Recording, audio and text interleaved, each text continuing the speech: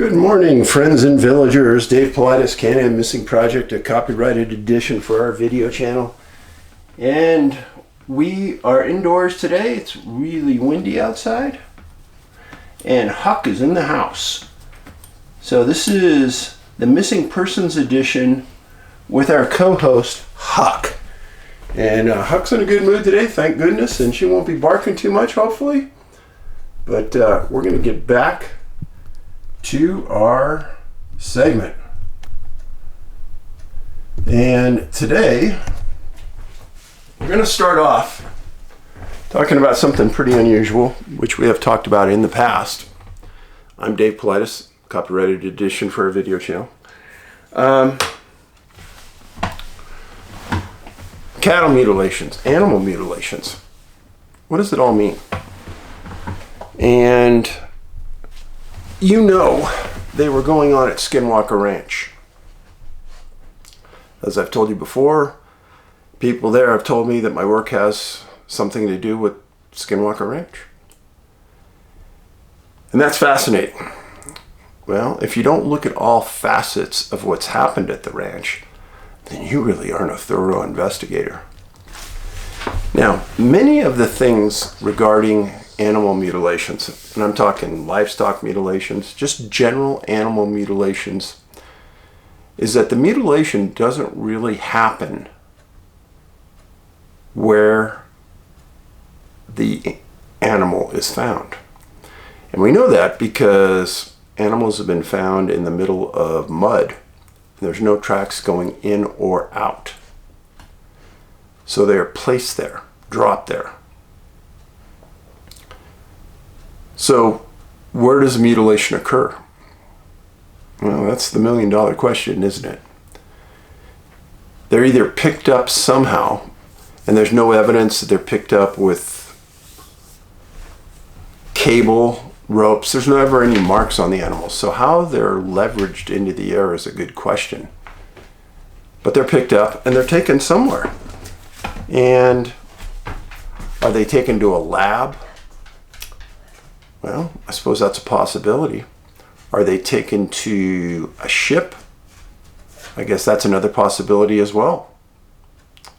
And if they are taken to those other locations, the people that own the facility, the ranch, they almost never see anything. So, with that base of knowledge, when I hear about animal mutilations at other parts of the country, I pay close attention to where the mutilation is occurring. Because there's been some assimilation between the location of the mutilation and the animal itself. Meaning there's some belief that maybe they've been taken to a military base. And there's been other people that point to the fact that they're taken so many miles away from anything that it's a very odd occurrence indeed.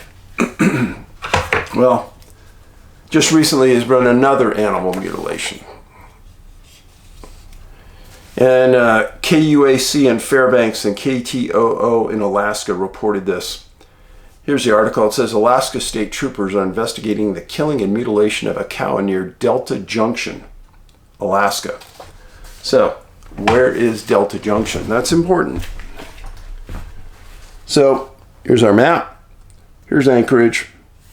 Here's the ocean, seaward, Delta Junction. Now, Ellison Air Force Base, not too far away. There's Fairbanks. But it's pretty much out in the middle of nowhere, Alaska. And this rancher has a real nice field, and he was raising cattle. So now that we know where it is, let's go on. It says Tangy Bates and her husband Matt own 300 head of cattle. And because there's not enough pasture at their ranch, they keep most of their beef cows in other farmers' fields. But all that changed this week when the kids next door to one of those farmers found a dead cow. Dateline on this was July 29th of this year, 2022. It was a couple of 8-year-old girls that found it, Tangy Bates said. They were out playing. She says the girls found the cow Wednesday in the woods that surround the field. In the woods around the field, where she and her husband kept about 100 of their cows.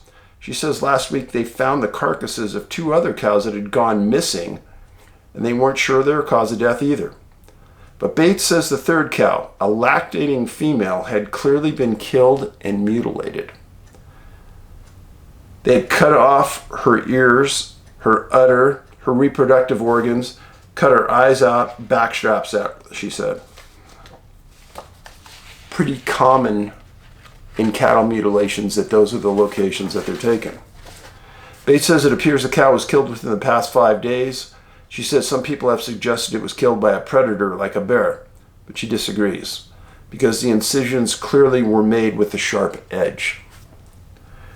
We have a butcher shop, she said. We know the difference. Bates and her husband have been operating their farm and ranch in Delta Junction for 6 years, and she's never heard about any cattle mutilations in the area during that time. Nor has Scott McGrage, another Delta Junction rancher who's also president of the Alaska Farm Bureau. I haven't ran into such a thing, he said. McGrage says perplexed by the cow killing too, but he says that the fact that they cut out the back straps, the 2 long strips of meat that run along the spine, leads him to suspect the cows were killed for food by someone who can't afford to buy it at the grocery store. Meat and groceries are getting pretty doggone high, he says, and you're probably going to see more instances of something like this. Pay attention. Head of the Alaskan Farm Bureau. He needs to calm everybody down. Yeah, this is just people stealing cows. It's normal. Don't worry about it. Price is high.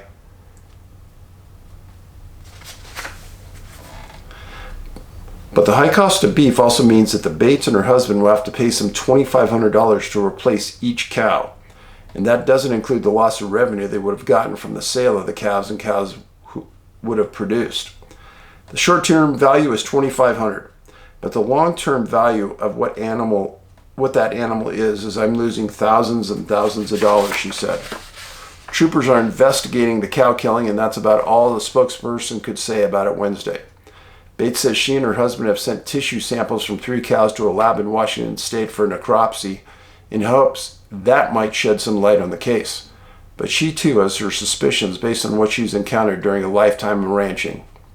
Quote, I originally come from Idaho, and we've seen this before, where you have cults that have come through and do cattle mutilations and take reproductive organs and eyeballs, she said. End of quote. Bates says she's just speculating about that. Meanwhile, she and her husband have been spreading the word around the local agricultural community about the suspected cattle killings, and fellow farmers and ranchers have been donating money towards a reward of suspected rustlers. I hate to tell you, it's not going to be rustlers in the common sense. And that's a big concern. People in this industry are very cautious about what they say. They don't want to be made fun of. They don't want to be ridiculed in a public setting. And they don't want to lose the support of fellow ranchers who may not have an open mind about really what's going on. The possibility that it may be a cult is next to zero. That is something that is pushed by the media incessantly. Again, you have a 1,000-pound animal that's in the middle of the mud, and there's no tracks around that animal, and it's been mutilated, and there's no blood there. I'm sorry, friends. Let me give you a wake-up call. It isn't a cult that carried that cow and put it in the middle of the mud. There's never any tire tracks around there, so it wasn't carried out by a vehicle. Yeah. It's very, very suspicious. If you hear about a cattle mutilation or an animal mutilation around your area, I'm interested. There have been very few areas in the U.S. that haven't been touched by livestock mutilation. Very famous case of a horse in Colorado. There have been sheep, cows, goats. I actually investigated a case in Colorado where goats were mutilated.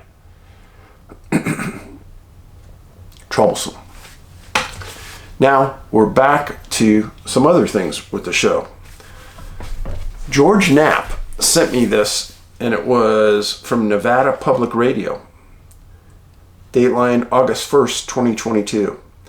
The FBI in New Mexico recently released a list of almost 180 missing indigenous people throughout the state and Navajo Nation, which also stretches into Utah and Arizona. The agency believes this is the first list of its kind. It includes teens, adults of all ages, and one person who's been missing for almost 70 years. FBI spokesperson Frank Fisher says analysts went through the hundreds of cases and found out-of-date and incomplete reports. That's been a consistent problem for these working on cases involving missing and murdered indigenous people. They're hoping the groundwork could be a model around the Mountain West in the nation. We feel it would be counterproductive for other states to start from scratch, Fisher said.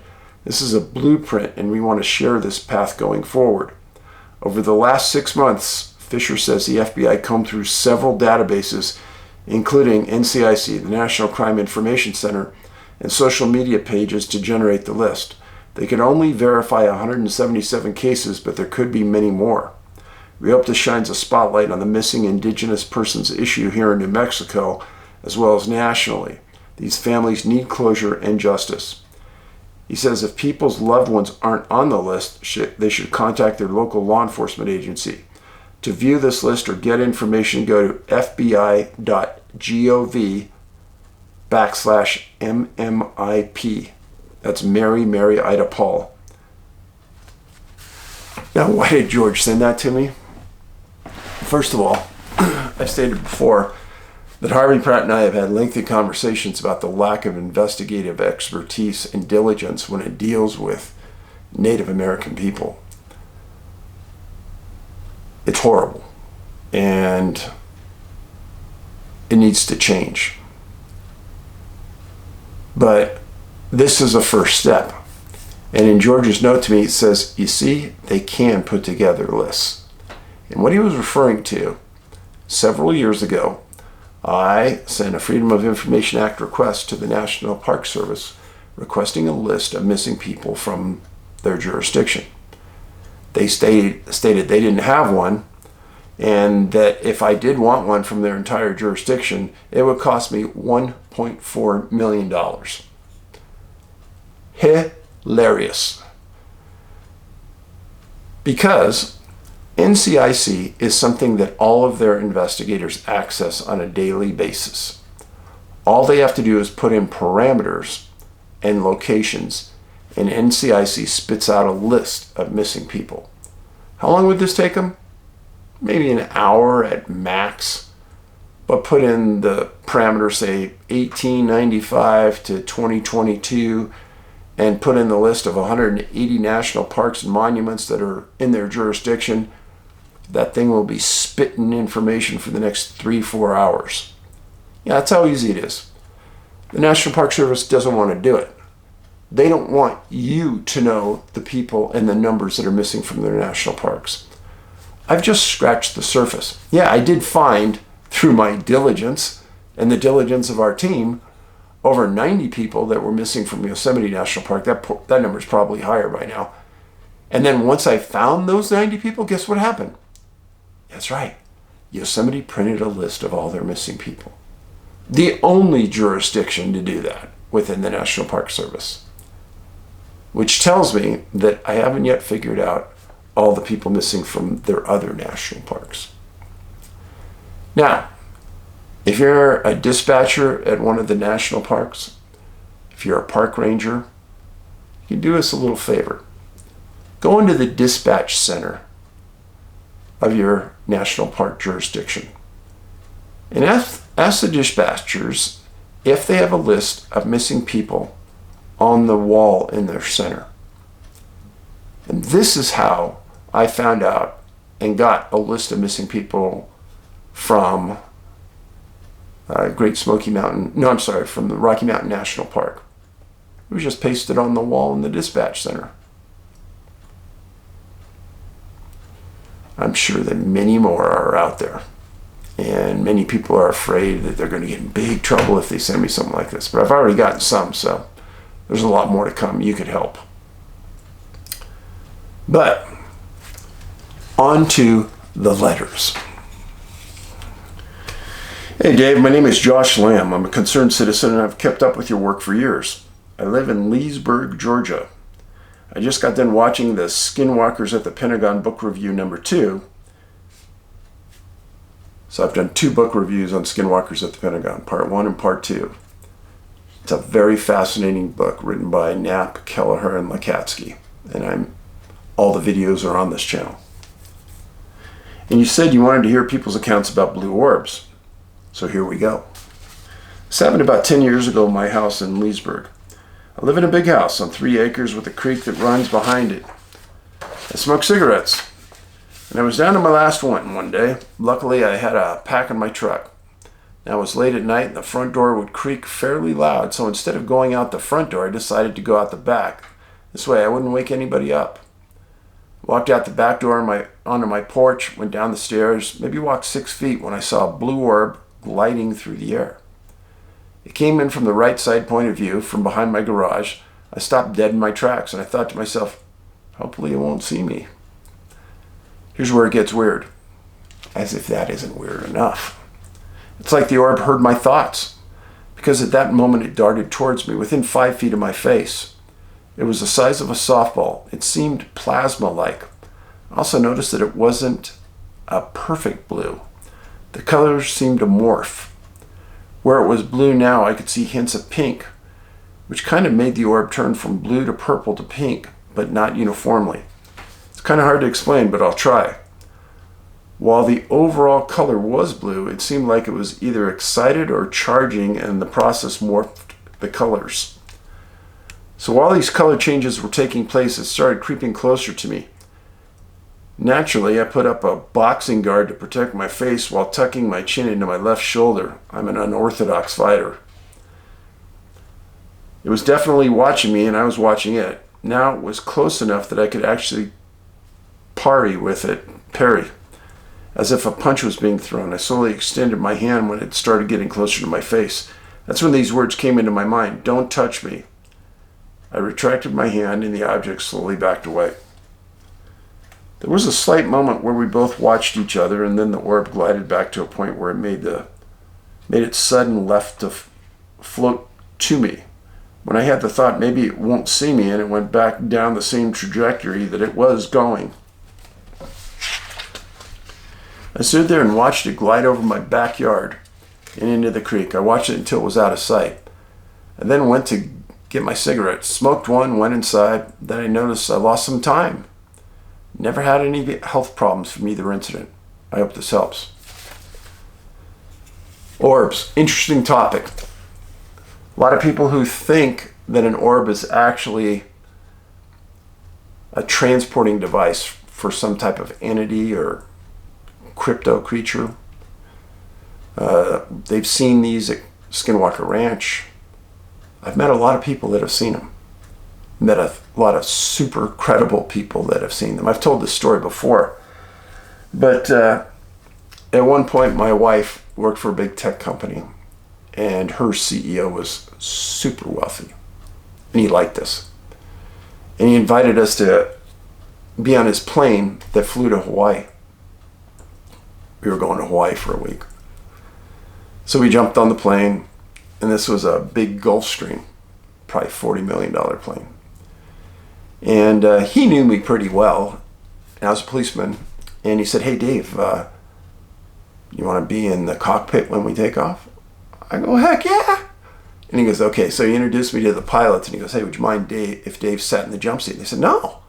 So we sat there, and they went through all the procedures. Super great guys. And we were taken off from, I think, San Jose. And after I got talking to them, they asked what I did and what I liked to read and blah, blah, blah. And somehow or another, we got on topic of UFOs. And the pilot says, yeah, we've been flying together for years. And says, yeah, we'll tell you about the strangest one we ever saw. He said, we were flying out of Monterey, California. And Monterey, obviously, a lot of wealthy people from Carmel. And he said, we took off. We banked out over the ocean, over Monterey Bay. And he said, just as we're banking, we see this ball of light off to the right of the plane. And he said, and that ball of light came at us quick. And he said, we continued to bank out over the ocean, and we're setting our coordinates for Maui. And he said, this ball of light came right outside the co-pilot's window. And the co-pilot speaks up and goes, yeah, it seemed like it was 10 feet out there, just keeping pace with the plane. And he said it was really odd. He said, just like this one, it was like plasma. He said you couldn't see through it, but it was like something was moving inside. And he said and we continued to bank the plane slightly, and it just kept up with us banking into our flight. Then we leveled off, and he said it kept with us for another 5 or 10 minutes. And then he said all of a sudden it just took off and was gone in a flash. These guys, ultra credible people. It was a great story. It kept the conversation going for many hours. And I continued to sit up there with the pilots and talk about a lot of things. So anyhow, that's my story on orbs. And in the last segment on Skinwalker, they talked about blue orbs and how those blue orbs had affected other people. The orbs the pilot saw were orange. So next letter. Hey Dave, I will admit that I was very skeptical of you. I've read so much on mysteries, ufology, Bigfoot, paranormal, etc. I've also been a member of many such research groups for a long time, as well as a member of MUFON. In these circles, you get burned sometimes. So when I found your interactive YouTube, I thought, okay, I will be difficult to this guy, but I watched your videos. I learned things I didn't know, such as your loss of Ben. Jesus, man. My older daughter is bipolar and attempted suicide in her teens. We had a rough time with her dad. I left that situation in duress almost 8 years ago, and thankfully my daughter's okay. Oh, thankfully. I'm glad for you. She will not accept treatment, and I struggle to work with her. She's now a new mom, and with that comes new struggles. It just never ends, and so I love her deeper and try harder. And keep that lady close to you. When I heard you talking about that with Ben, I heard such pain and truth within you that my views on your subject in a whole began to soften. I began to set my preconceived assumptions aside. I'm so hard on people in this field because I've been one of the more passionate truth seekers who have been burnt with smoke and mirrors. I think everybody that enters this field gets burned by people that aren't of the highest level of integrity and credibility. Outside of that, you have been a consistent theme in the 5 books I've read. Something really is happening to the missing, which doesn't draw up an actual answer, does it? I can only imagine how many people have written to you about their theories and assumptions based on personal belief. But my purpose is to state that I have deep respect for you. As a parent who knows what you're talking about with the mental health struggles to a researcher who only tries to find the answers, I respect you truly. I used to only respect Brandon Fugal, the owner of Skinwalker Ranch, the most as far as known researchers, and any whistleblower who came forward despite the criticism and career-altering repercussions. If I had prior caused you any strife, I apologize to you. You have to understand your village, or anyone approaching this sort of topic is going to question everything. A lot of people have been lied to. Look at your factual news. People are being lied to by our government daily. 100% true. In short, you're a brave soul. I imagine you've gotten much worse from others. But you believe in your work, and you're trying to educate anyone who's willing to step outside of their comfort zone and think on a critical level. That news you give us is ugly. It's dirty. It is not something we should ignore, especially anything you discover on China, the southern border. That's scary stuff, but it's really happening, and some people will play ignorant to the truth and hide in their safety bubbles. But one thing I have done before hearing you actually say it is try to help those less fortunate. Amen. That's what we need to do. It's so refreshing to see the joy in someone's eyes just because you thought of them. I do it at work, and I volunteered to help the vets in my community. These people keep me humble, and seeing them smile over simple gestures, just listening, even fills me with such joy. It does. Thank you for coming at us with these factual videos and the letters as well.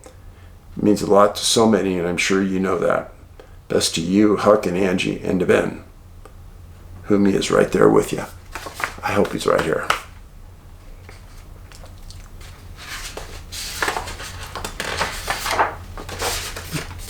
Next letter. Hey Dave, I love the new videos. I have seen an orb, but not a blue one, but very different from any I've heard about. I was walking my dogs in a pasture next to my house. As I glanced to my right, I saw an orb 18 to 24 inches around. It was approximately 1 foot off the ground. It was less than 20 feet from me. It passed right in front of my dog, and I saw him stop like he saw it as it passed. It went between my dog and myself, and I followed it by sight as I looked over my shoulder, and then it disappeared. It was traveling at a fast walking pace. It was translucent but had moving parts. I saw what looked like gears moving opposite direction, different shapes, rectangles, triangles, and squares moving in opposite directions. I absolutely saw this, and I can remember it clearly. It was a sunny morning. I had been having contact with what I believe are Sasquatch for some months during that time. I had to keep a journal because I'd forget things that happened. Sometimes even as I was writing them, but I could still picture the orb. Thanks for reading. Sorry it wasn't blue. Truth is more important than color. So, having an incident with a Bigfoot and then seeing an orb, this has happened many times in my research. I've met other people that call themselves researchers that have said, oh, I've never been involved in Bigfoot work where there was anything that was paranormal. It's never paranormal. My gosh, this person hasn't stepped out of their home, I guess. Because the vast majority of everything dealing with Bigfoot is paranormal. I'm sorry, just the facts. Next letter. Hey Dave, been doing my own research out in the woods, mostly off trail. Saw the movie Predator when it first came out. With Arnold Schwarzenegger. You gotta watch that. Years ago, I heard a DoD was doing research into reflective camo. Also heard of people seeing saran wrap type creatures, although these stories are very rare. So one day it came to me.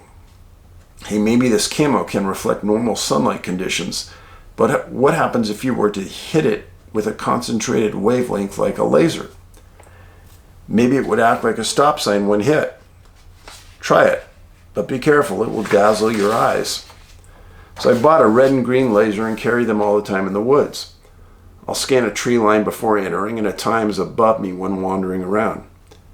Now in the daytime, you can see it too far away, but it's still there. And if it were to hit camo, maybe it would just scatter and alert me. If someone is with me, I hand one off and just say, it's good for pointing out things to one another. Hey, maybe it'll work, maybe it not. I seem to be a magnet for out-of-the-box experiences.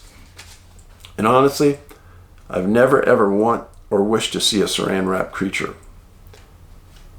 At outdoor concerts, they have those powerful sweeping lasers that light up the sky. Why doesn't Skinwalker Ranch try one and point it correctly? You need to watch the series. They already have. Yes, they have. And in fact, they made them into a triangle and pointed it up into the sky in almost a triangular positioning. So watch it. Thanks for the letter. Next one. Dave, I watched your video today. I wanted to share some of my own thoughts and theories about UFOs residing beneath the ocean. So, my humble theory, it's not just the ocean. It's any body of water. The letter. I feel that a number of topics and ideas make the prospect of UFOs residing beneath the ocean quite plausible. Here's a thought for you.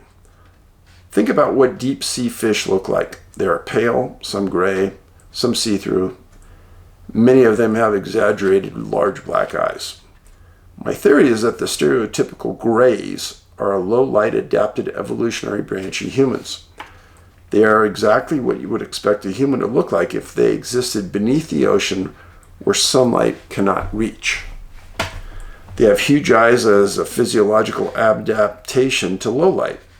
They have gray skin as an evolutionary byproduct of not having to produce pigment due to not being exposed to sunlight. Well, you think about all of the planets in the galaxy universe, vast majority don't have much sunlight. It also apply there. My theory is that they go beneath the ocean to avoid the sunlight, more particularly of background radiation, in an effort to avoid getting cancer. It's a fact that the cosmic background radiation is bombarding us at all points in time. It's also a fact that the further you go beneath the ocean, beneath the ground, the less cosmic background radiation hits you. This is why dark matter detectors like Damba and Libra in the Alps are buried a mile beneath the soil, because the background radiation doesn't pierce that far.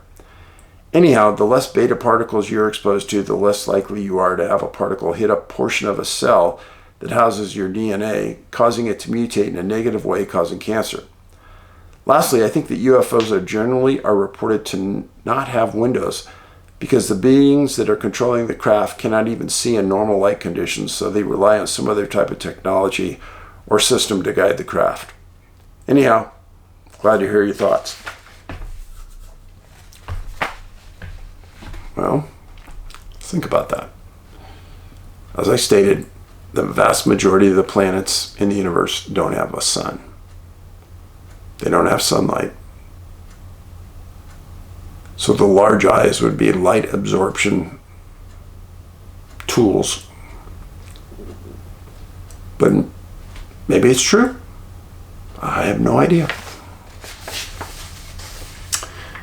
Next letter. Hey Dave, if you don't like the very old missing person reports in your reporting, then your audience is missing the point entirely. What's being pointed out here is people have been going missing under strange circumstances for hundreds of years. So much that there is now even clusters. The clusters are evidence of this, so you need to take it seriously. In fact, you can layer these clusters with the above theory. But it's only one theory, and it's definitely not the only one, because there's so much more to this. I could tie another theory in, and possibly another too. People are missing, and Dave has eliminated crime and animal attack as a cause. So if you're only interested in recent stuff, perhaps you should just watch crime shows. I've stated this before. If you don't understand why I'm doing something, ask. And then if you don't understand, appreciate, or accept the explanation, then don't waste your time here. Move on. I'm not offended. Just don't attack if you don't understand. I watched a short video yesterday which went over a book published in 1970 which covered UFOs, or strange lights in the sky, going back to the year 98 AD. Many of them were from ship's captains, very interestingly. Now, the missing are not just in clusters. It can happen anywhere, anytime. Just listen to the reports Dave provides. So if another life form which lives 800 years visited here, think of the possibilities. When did it first visit, and a good place to start? Well, we've had discussions here about that. As an example, can you imagine the first people that walked out of a cave at night and saw a UFO? They must think it was the gods, or they must think it was something much greater than them that would have scared the daylights out of them. And then if there was a contact, and if the aliens walked up to them, can you imagine what their mind would be doing? They've never seen anything fly before. Heck, as simple as a few hundred years ago, man wasn't off the ground. Yeah. Okay. We're going to start with a case that happened in 1966 in Maine. Gotta find the work I did with it here.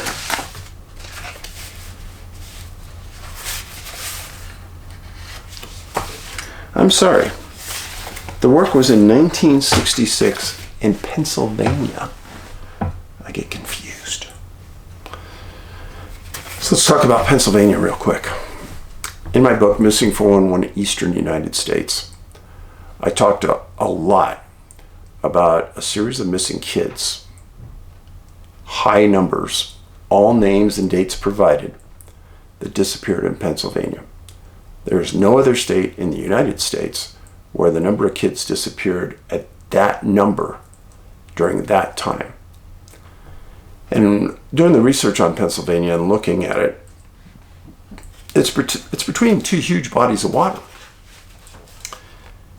And one of the largest fresh bodies of water in the world, the Great Lakes.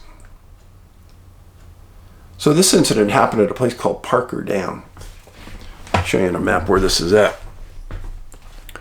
So Parker Dam, right here. It's near Dubois and Clearfield, 75 air miles from Lake Erie. There's Pittsburgh. Ohio state line. Kind of get the feeling for it. A little closer for you. Gotcha?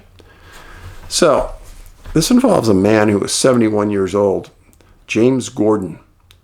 James went missing November 28, 1966, 9 a.m. He was deer hunting in an area near Clearfield and Parker Dam. Described as a very experienced hunter and outdoorsman, could take care of himself. He always went deer hunting every season, and this was the first day of deer hunting. Friends said that he had shot a deer and he was tracking it. That's what all good hunters do. Anytime you wound an animal, you go find it.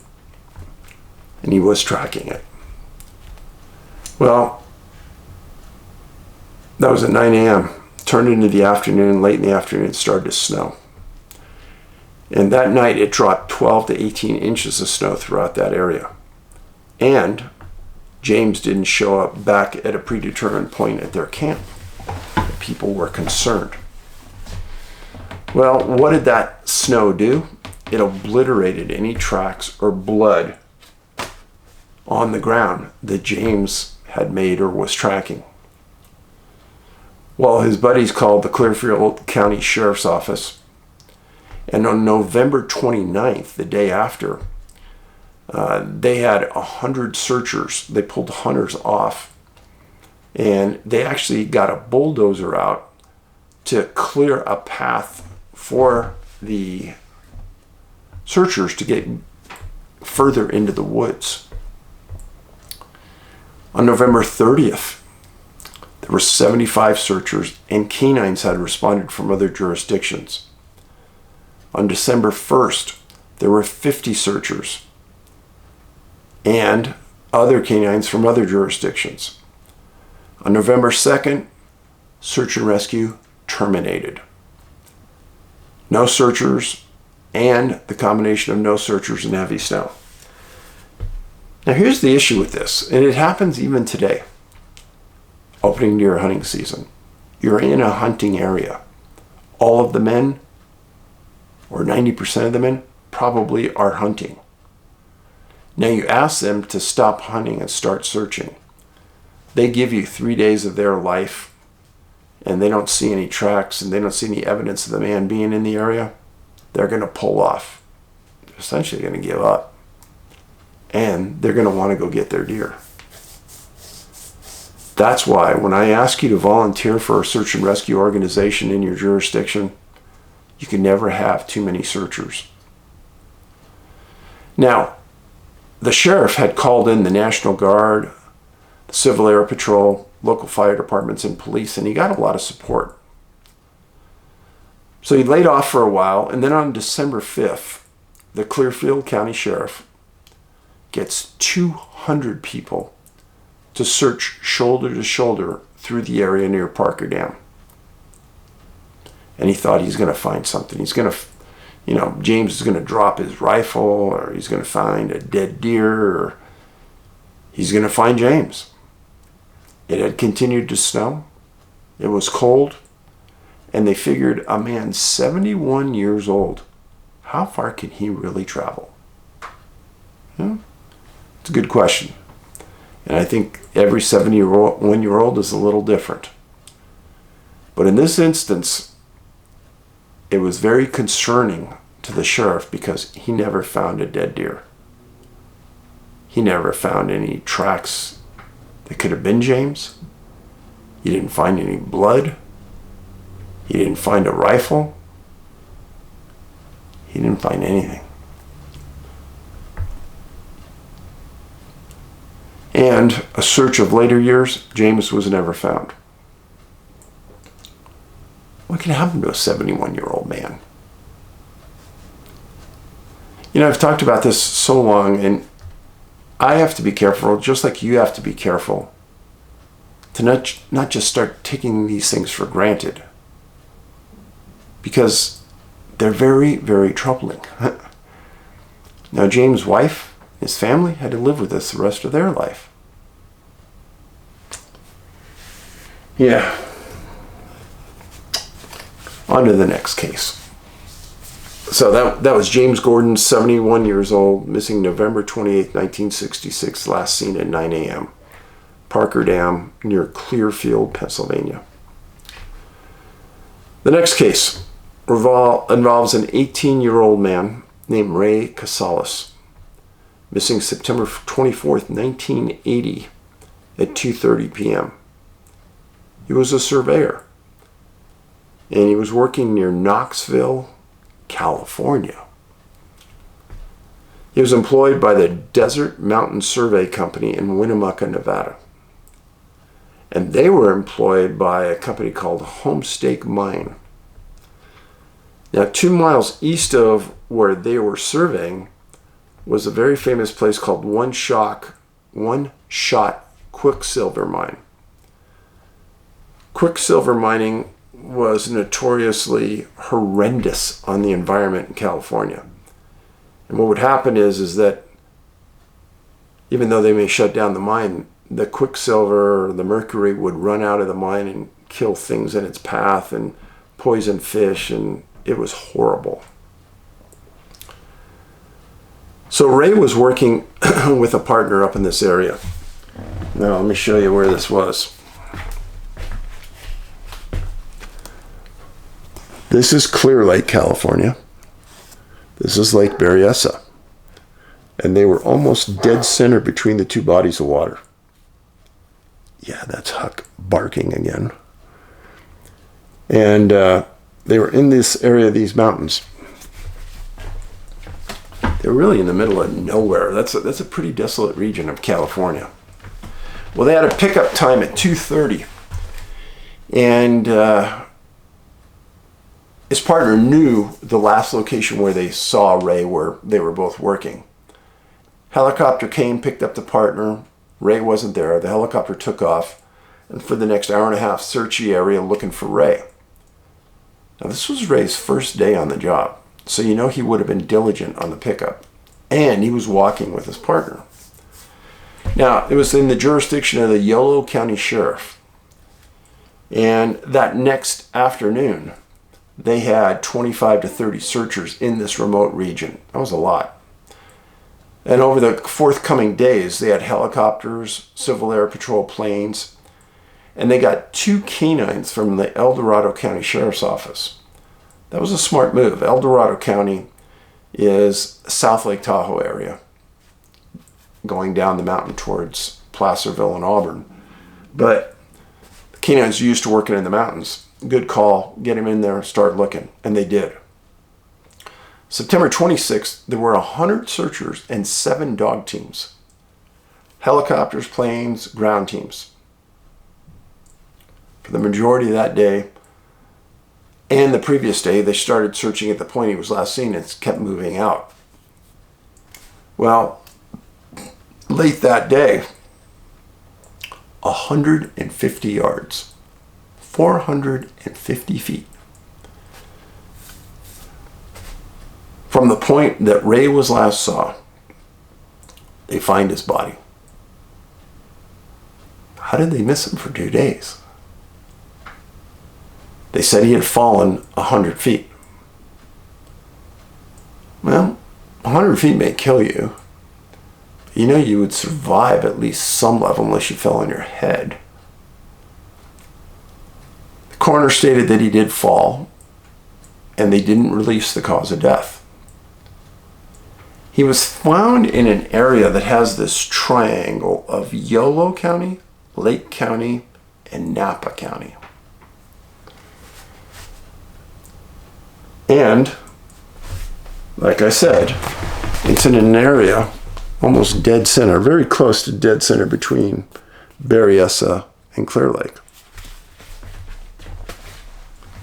So he's found in an area that's previously searched, near bodies of water, no cause of death. Ray Casalas, 18 years old. Now, why is this important? Well, in past videos, I've talked about Lake Berryessa before. And the talk was about UFOs seen around the lake and orbs. Kind of a strange coincidence, if I must say so myself. September 24th, 1980, 2:30 p.m., Ray Casalas, 18 years old, surveyor. Now, the next case, pay attention. This is a very important one. If there's ever a case that had almost every profile point in it, this is it. And when I first started to read it, I couldn't believe what I was reading. But it involves a woman, and I know I don't talk about women disappearing too much, but involves a lady named Sarah Staples. You will not see this case on any channel anywhere. But now, once I'm going to put it out, it'll be everywhere, and they'll take credit for it. And this is Sarah. Now, Sarah was 63 years old when she went missing July 28th, 1936, in Gillard, Maine. She was wife of a police captain named John Staples, who was a captain for the Auburn Police Department in Maine. The couple didn't have any children. They lived in Auburn in their house alone. They both loved animals, and they had dogs. On September 27th, 1936, they drove from Auburn to Gillard. Now,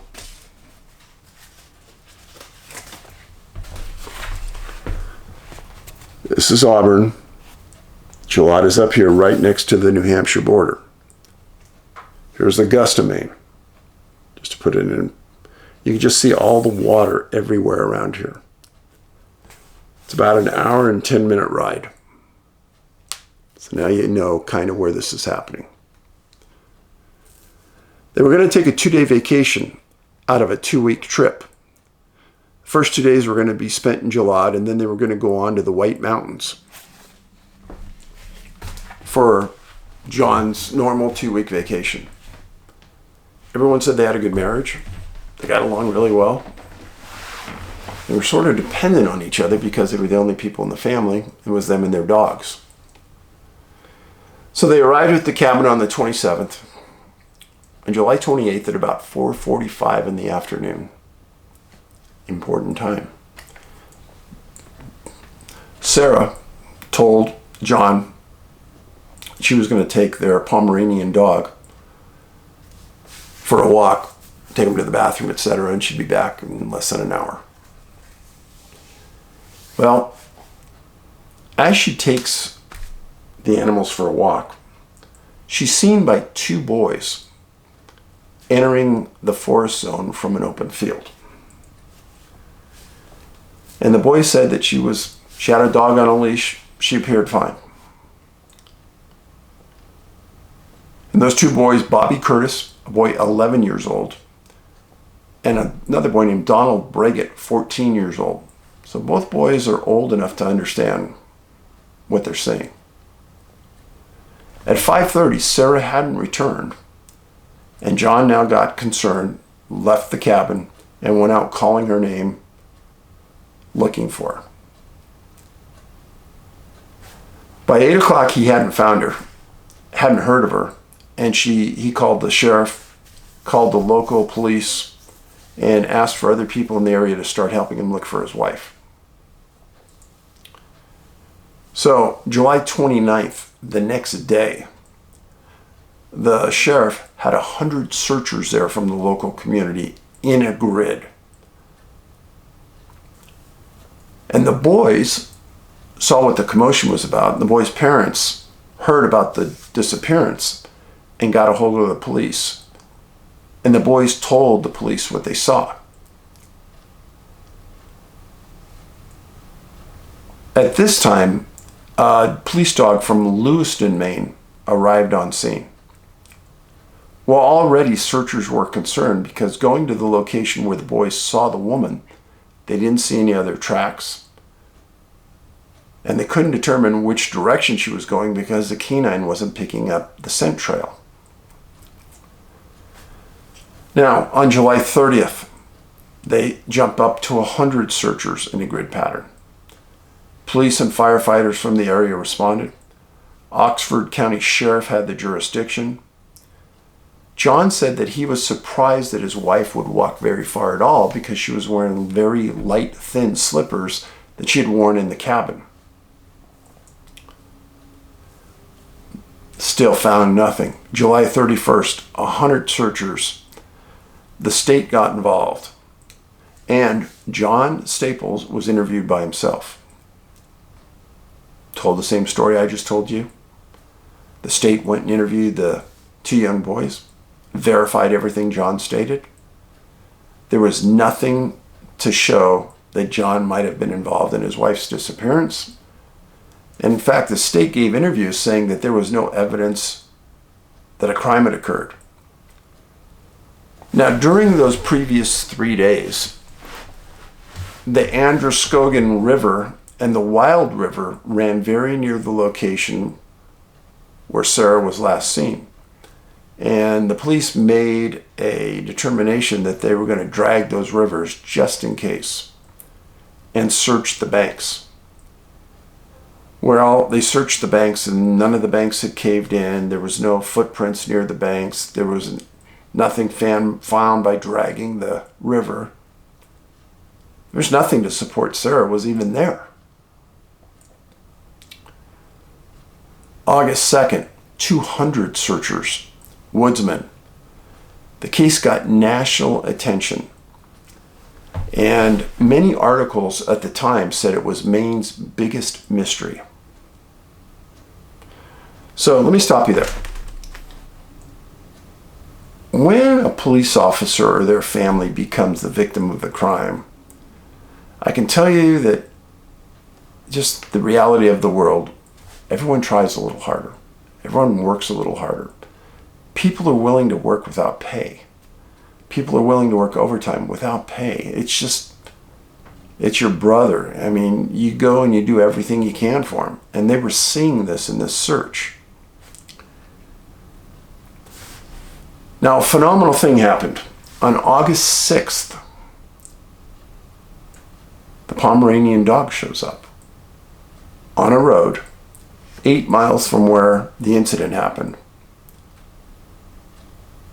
John stated that the dog had lost weight and it was hungry, but the dog was clean and there was no dew on its feet from the morning wetness in the air. The police said there was no way that dog was in the area during the search, and they believe somehow it was placed there. Well, that's pretty interesting if I say so myself. So let me show you how this kind of plays out. So Sarah is last seen in this area over here, entering a forest zone by the two boys. There's a store several hundred yards from where she was hiking right here.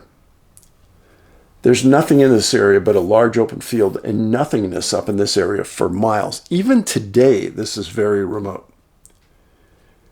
This road goes towards New Hampshire. Here's the New Hampshire line. Here's the Androscoggin River. Here's the Wild River. And the dog's found 8 miles away on this road. There's nothing out here. I mean, this whole area, even today, when you look at it on Google Earth, is very, very remote. Very strange. This is kind of the area of Gillard, Maine today, and the juncture of these two rivers.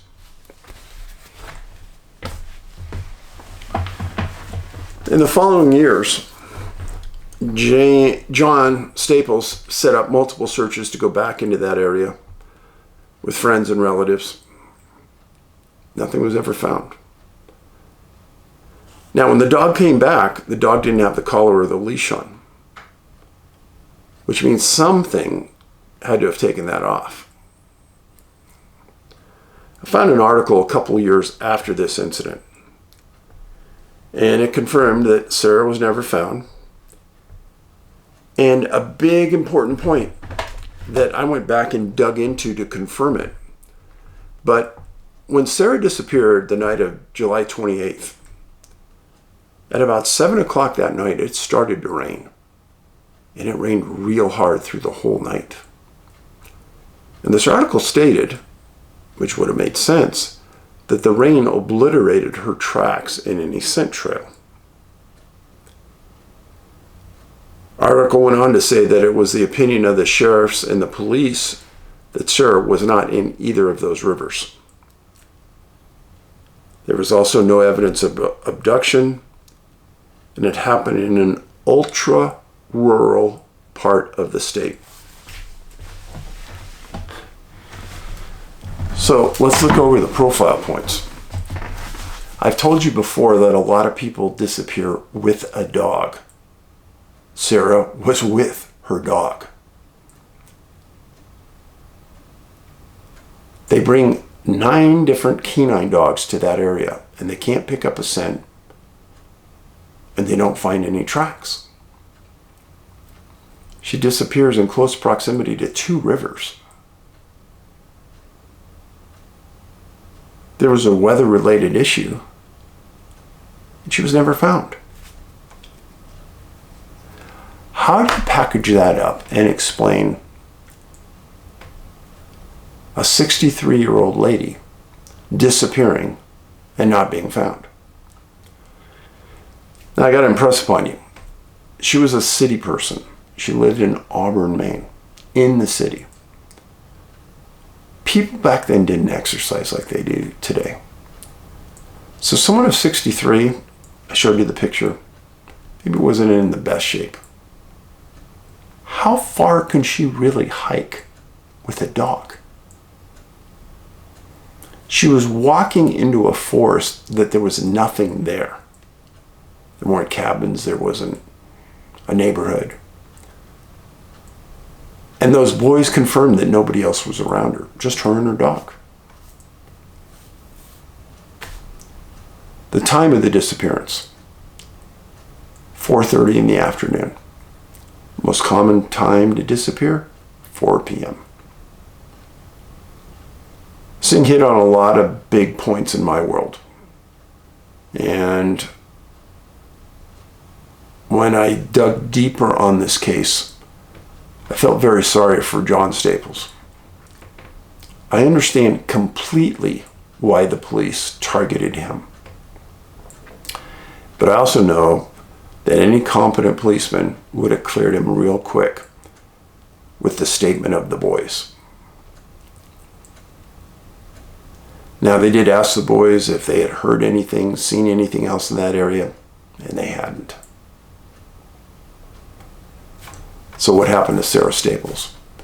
If you take away all of the possibilities, animal predation, human-to-human abduction, heart attack, those were all taken off the table. She wasn't in that area. Searchers would walk shoulder to shoulder. They're not going to miss a woman like that. Canines aren't going to miss a woman like that. So, Sarah Staples, 63 years old, missing Gillard, Maine, July 28th, 1936. She was 63 years old. And finish my statement about John. I'm sure he understood why he was being questioned.